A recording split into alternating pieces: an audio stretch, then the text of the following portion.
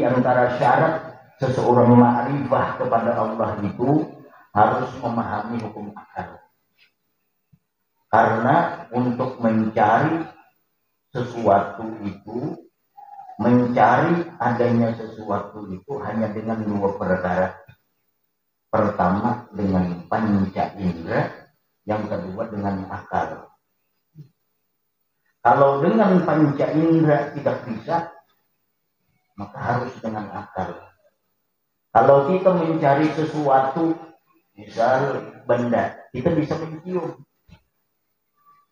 Adanya sesuatu kita cium, bisa dengan panca indera. Adanya sesuatu bisa kita dengar dengan telinga. Adanya sesuatu bisa kita rasa dengan kulit. Adanya sesuatu bisa kita lihat dengan mata. Nah, tetapi untuk mencari Allah Ta'ala, apakah bisa dengan panca indera? Allah Ta'ala baunya apa? Bau harum ke bau apa? Tidak mau dicari dengan panca indera. Allah Ta'ala, apakah dirasa? Manis ke Allah Ta'ala itu rasanya? Atau pahit kah? Kada kawa biasa. Dingin kah, panas ke Allah Ta'ala itu? Nah, oleh karena panca indera kita ini kada bisa dilibatkan, maka di situ yang berfungsi untuk mengenali Allah itu akal. Nah, makanya semalam ada yang wajib bagi akal, ada yang mustahil bagi akal, ada yang harus bagi akal. Wajib bagi akal artinya barang yang tidak boleh pada akal oleh tiadanya. Menurut akal ada mungkin ada. Seperti adanya Allah dengan dalil-dalil akal yang disebutkan. Kemudian arti mustahil pada akal, barang yang tidak boleh pada akal oleh adanya. Menurut akal ada mungkin ada ini, ada mungkin seperti ini. Nah, itu menurut akal mustahil. Ada lagi harus bagi akal. Nah, ini yang perlu kita jelaskan hari ini. Artinya barang yang sah pada akal oleh adanya dan tiadanya. Seperti berbuat Allah Ta'ala bagi sekalian mungkin atau meninggalkan dia. Allah Ta'ala berbuat kepada alam semesta atau tidak berbuat. Itu mungkin bagi Allah. Allah hendak hidupkan atau Allah hendak matikan, itu terserah Allah. Ada wajib bagi Allah berbuat. La yajibu alaihi ta'ala fi kulli syai'in minal mumkinat aw tarkuh. Tidak wajib bagi Allah Ta'ala di alam semesta ini berbuat terhadap sesuatu atau meninggalkannya. Allah Ta'ala tidak wajib memasukkan orang beriman ke dalam surga. Itu harus bagi akal, harus bagi Allah. Allah Ta'ala tidak wajib memasukkan orang kafir ke dalam neraka, tidak wajib. Nah, ini etikat perhatikan. Banyak yang belum mengerti itu. Allah Ta'ala itu harus, arti harus, tidak wajib berbuat apapun. Kalau Allah wajib berbuat sesuatu, berarti ada yang mewajibkan Allah. Berarti Allah ada yang menekan. Arti harus bagi Allah Ta'ala di dalam hati ditanamkan, Allah Ta'ala itu tidak wajib berbuat apapun. Dia hendak memasukkan orang beriman ke dalam neraka, terserahnya. Dia hendak memasukkan orang kafir ke dalam surga, terserahnya. Bagi Allah boleh, harus. Namun Allah Ta'ala memasukkan orang beriman ke dalam surga itu dengan rahmatnya, bukan wajib. Bukan wajib bagi Allah Ta'ala memasukkan orang beriman ke dalam surga, kan wajib. Tapi Allah memasukkan orang beriman ke dalam surga itu dengan rahmatnya, dan memasukkan orang kafir ke dalam neraka itu dengan keadilannya, bukan dengan kewajiban. Jadi Allah Ta'ala tidak wajib berbuat baik, Perhatikan. Jangan sampai kita mengira Allah Ta'ala itu wajib bagi Allah berbuat baik. Wajib bagi Allah memilihkan yang terbaik. Itu wajib. Allah Ta'ala misal hendak memasukkan orang kafir ke dalam surga. Boleh, terserah Allah. Allah Ta'ala hendak memasukkan orang mukmin ke dalam neraka. Boleh jadi. Dan Allah Ta'ala tidak zalim. Misal orang kafir dimasukkan ke dalam surga. Tapi ini kada. Kenapa? Karena Allah memasukkan orang kafir ke dalam neraka dengan keadilannya. Seandainya nih, kayak kita. Allah memasukkan orang kafir ke dalam surga, itu hak Allah. Karena Allah tadi harus bagi Allah Ta'ala. Ada wajib bagi Allah Ta'ala berbuat apapun. Allah berbuat dengan sekehendaknya. Kalau Allah wajib berbuat sesuatu, berarti ada yang mewajibkan Allah. Berarti Allah lemah. Nah, sama halnya Allah kada wajib berbuat baik. Seandainya dia berbuat baik, itu hanya dengan rahmatnya, bukan kewajibannya. Allah misal memasukkan orang ke dalam neraka, orang ini baik benar, dimasukkan Allah ke neraka, sah-sah aja. Orang ini jahat benar, dimasukkan Allah ke surga, sah-sah aja juga. Dan itu bukan menunjukkan Allah kada adil. Allah tetap adil. Kenapa? Karena semuanya milik Allah. Kalau milik orang lain baru dianggap kada adil. Misal, ini orang berbuat jahat dimasukkan Allah ke surga, orang berbuat baik dimasukkan Allah ke neraka. Apakah Allah zalim? Kada. Allah Ta'ala kada zalim. Allah tetap adil. Kenapa? Karena semuanya milik Allah. Pian biji sikat gigi, biji sikat gigi pian. Sikat gigi siapa? Sikat gigi pian orang. Pian sikat tangan ke betis. No, berarti padahal sikat gigi seharusnya sikat gigi disikat tangan kemana? Ke gigi. Ini pian sikat tangan ke betis sampai ke paha-paha sampai kemana-mana pian sikat tangan. Apakah pian zalim? Kada zalim, karena milik pian. Kalau sikat gigi orang, biar pian sikat tangan ke gigi, zalim. Meskipun tempatnya benar cuma milik orang, maka zalim. Sama halnya Allah yang diperbuat Allah ini miliknya sendiri. Jadi Allah Ta'ala kada zalim.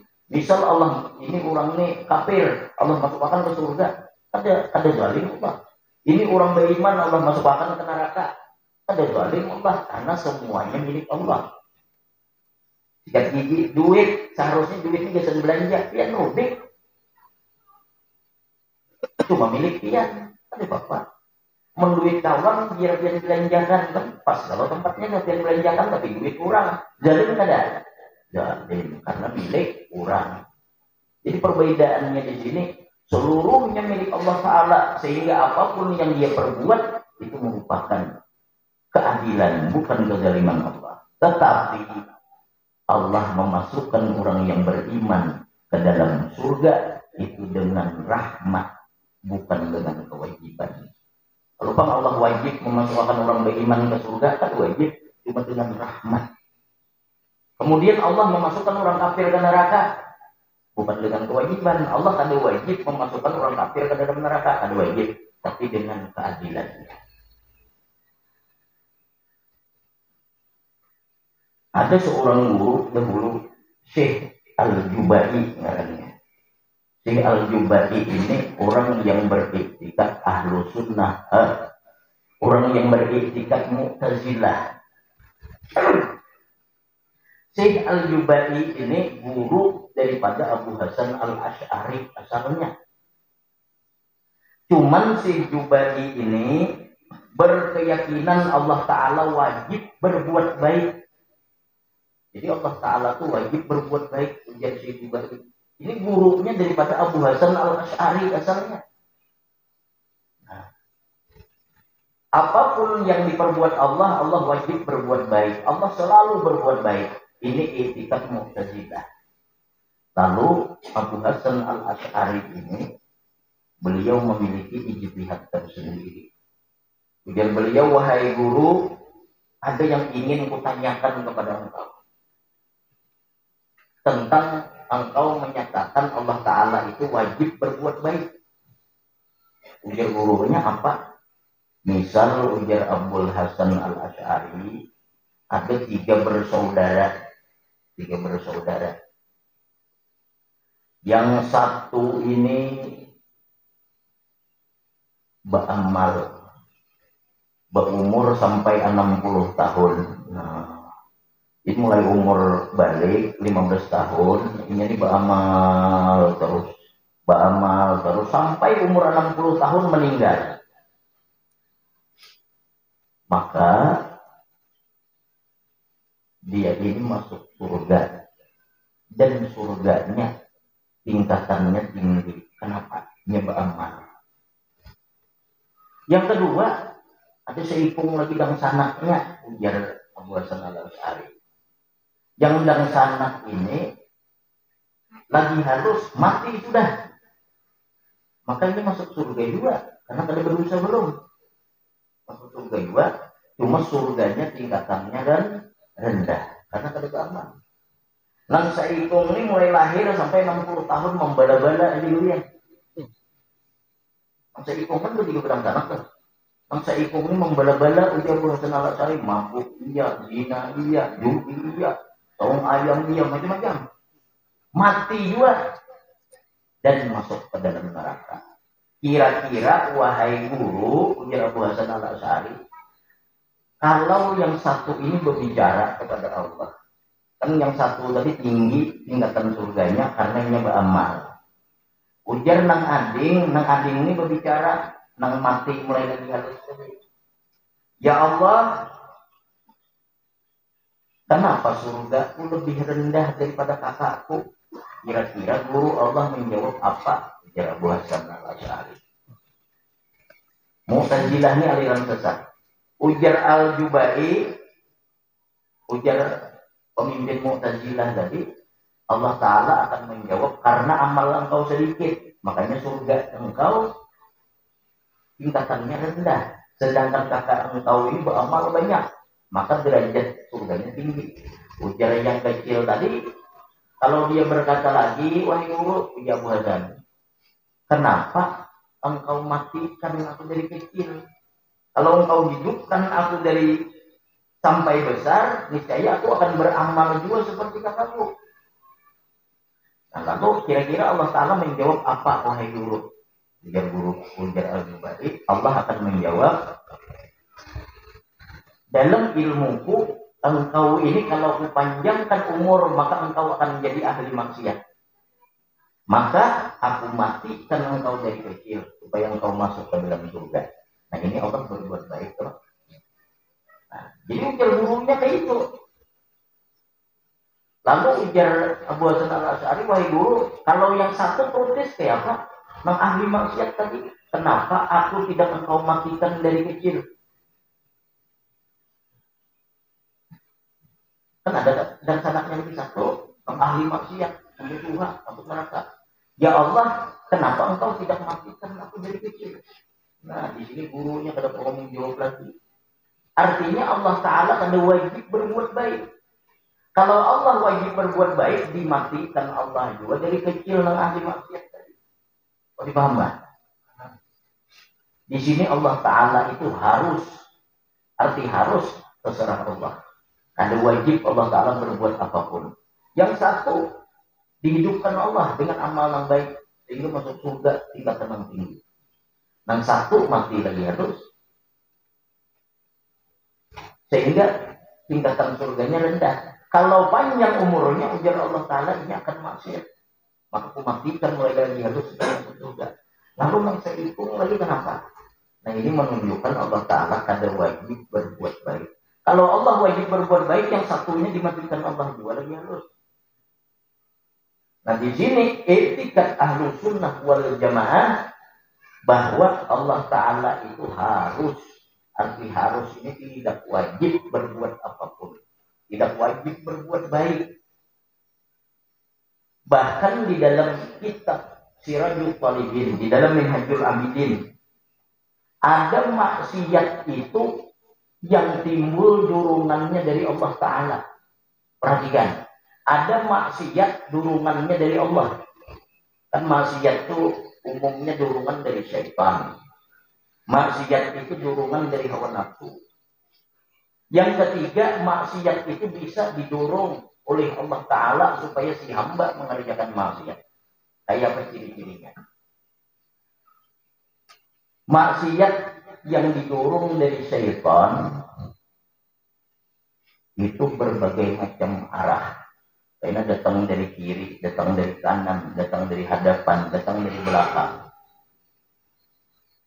Artinya ini bisa mengajak zina. Karena zina kada diajaknya judi. Judi kita tahu menolak, diajaknya berkelahi.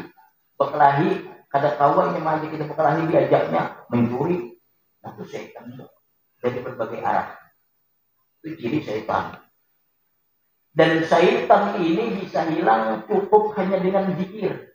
Ketika kita berzikir 11 kali minimal, syaitan tadi sudah lari. Kita berzikir 11 kali masih ada dorongan untuk maksiat, berarti bukan dari syaitan lagi sudah. Berarti dari hawa nafsu. Dari hawa nafsu. Hawa nafsu ini cirinya jerurang itu bahasa Banjarnya itu tugul. Artinya yang mengajak satu maksiat itu aja di tangannya. Itu nafsu.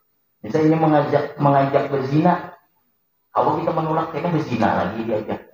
Nah, itu ciri hawa nafsu. Nah, sekarang ada maksiat itu dorongannya dari Allah. Nah, kayak kalau syaitan dari sudah lari, kemudian nafsu. Oh, ini dari nafsu nih. Lalu nafsu ini kayak apa caranya? Kita lawan. Kita lawan. Ada kawan juga melawan. Nah, sekarang periksa. Apakah dorongan maksiat ini dari Allah atau kada? Maksiat dorongan dari Allah itu disebabkan ada dosa-dosa yang belum kita tobat sehingga Allah hukum kita supaya melakukan maksiat. Sebalik yang seterusnya. Sebagai hukuman, ini kita maksiat, belum tobat, maka dihukum Allah dengan untuk melakukan maksiat lagi. Jadi dorongan melakukan maksiat yang ini kada akan bisa hilang kecuali dengan tobat terhadap dosa-dosa yang lain. Misal hari ini kita ada berjudi, judi kan dosa kan? Sebelum berjudi itu tobat, ada dorongan untuk maksiat yang lain, bisa dari syaitan, bisa dari nafsu, bisa dari Allah sebagai hukuman karena kita melakukan maksiat dan belum tobat. Berzikir sudah, masih aja dorongan maksiat ada. Melawan hawa nafsu sudah, masih aja ada dorongan maksiat. Periksa, adakah dosa yang belum kita bertobat? Bila ada dosa yang belum bertobat, barangkali itulah penyebab ada dorongan untuk melakukan maksiat yang lain, yang dorongan itu dari Allah sebagai hukuman bagi hamba yang melakukan maksiat. Ini buktinya juga Allah kada wajib berbuat baik. Bahkan ada dorongan maksiat itu dari Allah sebagai hukuman karena kita melakukan maksiat dan belum bertobat. Yang dulu berzina juga belum bertobat lagi. Ada dorongan untuk melakukan maksiat-maksiat yang lain sebagai hukuman. Makanya untuk menghilangkan dorongan itu, maka kita harus bertobat dari dosa-dosa sebelumnya. Jadi orang yang hendak menuju Allah itu harus memperhatikan apakah dahulu ada dosa-dosa yang belum tobat daripadanya. Karena bila dosa itu kita belum tobat daripadanya, ada dorongan-dorongan untuk melakukan maksiat yang lain. Dan itu dorongan dari Allah sebagai hukuman kepada hamba yang maksiat namun tidak bertobat.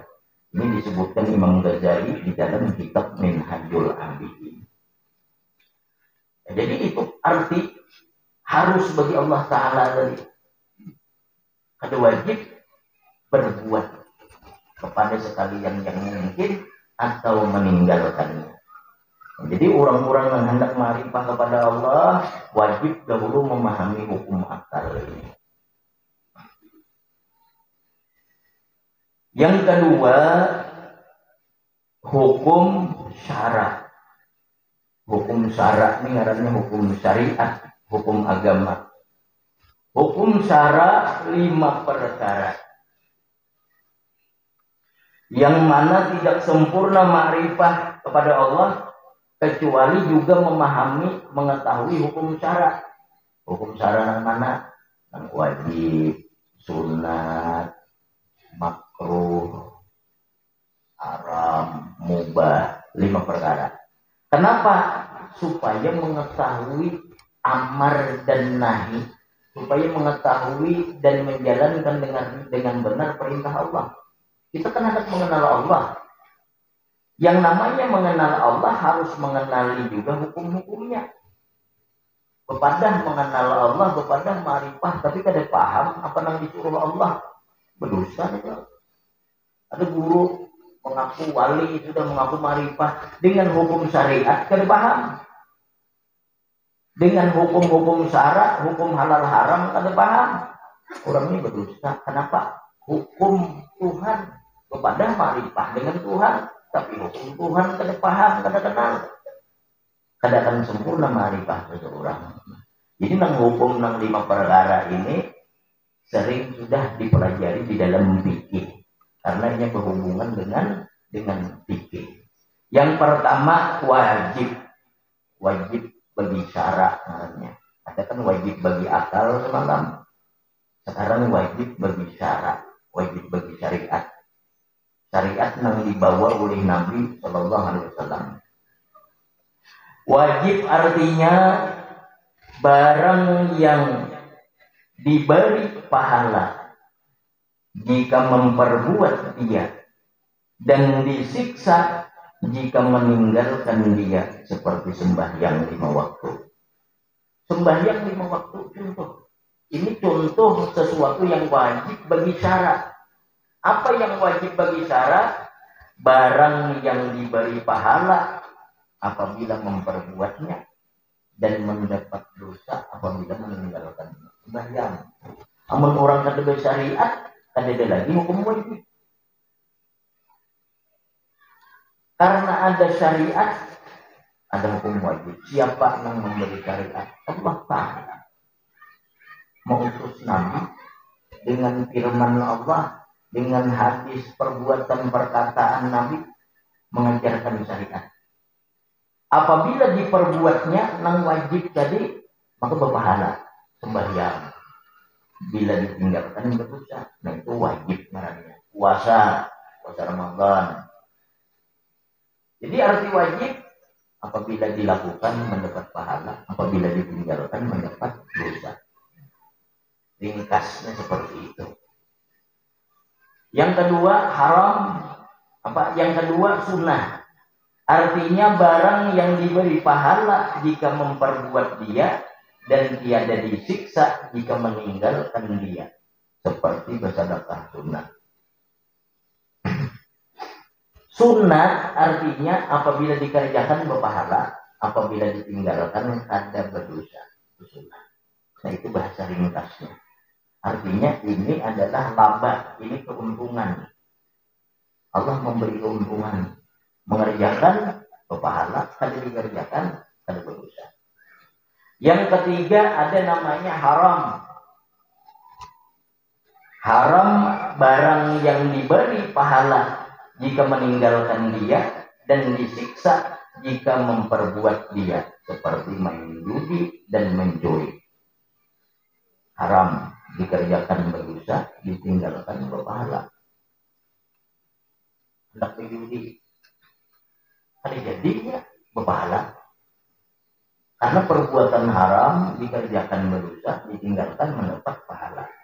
Nah, kalimat ada ngarannya mubah.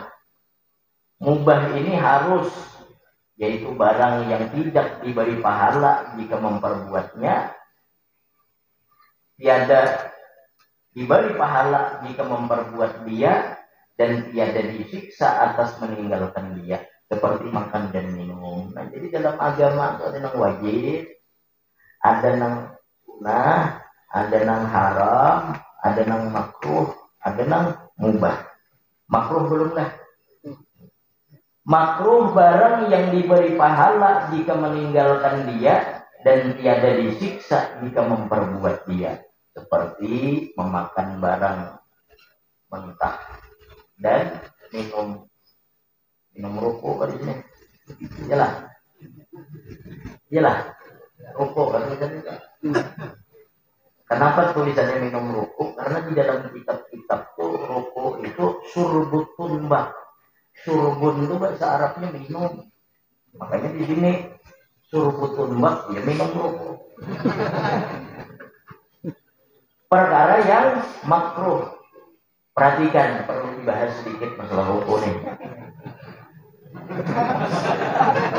Di sini tulisannya makruh, tetapi ada pendapat ulama yang lain wa itlaquhu khata. Memutlakkan hukum rokok itu salah. Kalau memutlakkan makruh pada benar juga. Kenapa? Kalau orangnya berpenyakitan bila berokok bertambah mudarat bukan makruh hukumnya maka haram. Jadi hukum rokok itu tafsir. Hukum rokok itu tergantung perkurangannya. Kada kawan padahal kan makruh, di sini kan makruh. Mungkin di sini waktu itu makruh. Karena rokok itu hukumnya tafsir. Wa itlaquhu khata. Memutlakkan hukum rokok salah. Ini contoh di sini tulisannya makruh. Kalau memutlakkan makruh boleh. Bersalah orang yang berokok ini orangnya kandungan Anda anak. Berokok bukan makruh lagi, bukan haram. Orang yang sakit, batuk aja ada biar dokter kan tidak berokok bertambah garing. Nah orang ini haram sudah berokok bukan makruh lagi. Ada berokok itu hukumnya wajib.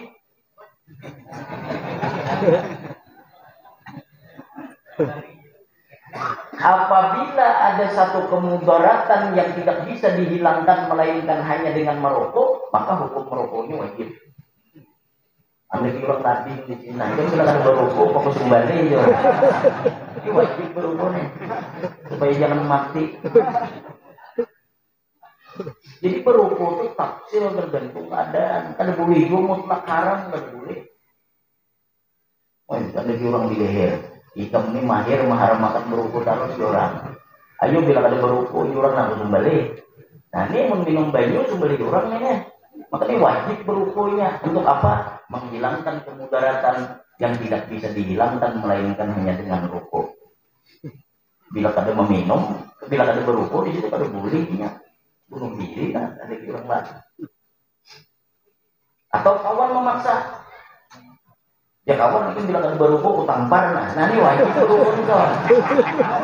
Jadi ada hukum berokok itu wajib. Apabila tidak bisa menghilangkan kemudaratan melainkan hanya dengan rokok, maka wajib berokok. Jadi kada tahu itu haram, makruh langsung kada tahu, tapi tafsir. Arti tafsir bisa haram, bisa makruh, bisa mubah, bisa wajib. Bahkan bisa sunnah. Kayak apa sunnah? Zaman dahulu ada ngarannya ahlul ribat. Ahlul ribat itu orang menjaga perbatasan antara kaum muslimin dan kaum kafir. Perbatasan antara kafir harbi nih, kafir yang berperang dengan kaum muslimin. Penjaga perbatasan ini kalau ada berhukum mengantuknya. Berhukum sunnahnya. Untuk menjaga keamanan perbatasan kaum muslimin. Jadi kan bisa juga memutlakkan hukum rokok. Bukan itu ya. Itu menjelaskan aja hukumnya seperti itu. Ada yang memutlakkan silahkan. Cuma ada pendapat ulama wajib lakuhu khata. Memutlakkan hukum rokok itu salah. Makruh bagi mutlak. Tapi bisa. Orangnya sudah hendak mati berhukum haram ini dah pada makruh lagi. Anak-anak berubah ini. Bagaimana? Jadi tergantung itu tafsir, itu perlu dipelajari, itu fikih gitu. Nah, setengah jam sudah. Di situ aja kemudian baru hukum adat 4 perkara. Jadi ingati harus bagi Allah Ta'ala tadi diikatkan di dalam hati. Jangan sampai Allah Ta'ala itu wajib berbuat sesuatu. Kalau wajib berbuat sesuatu, berarti Allah Ta'ala ini ada yang mewajibkan. Berarti masih ditekan, masih lemah. Nah ini akal kita berbicara di situ. Allah Ta'ala harus wajib berbuat baik.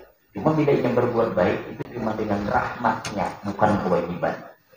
Al-Fatihah.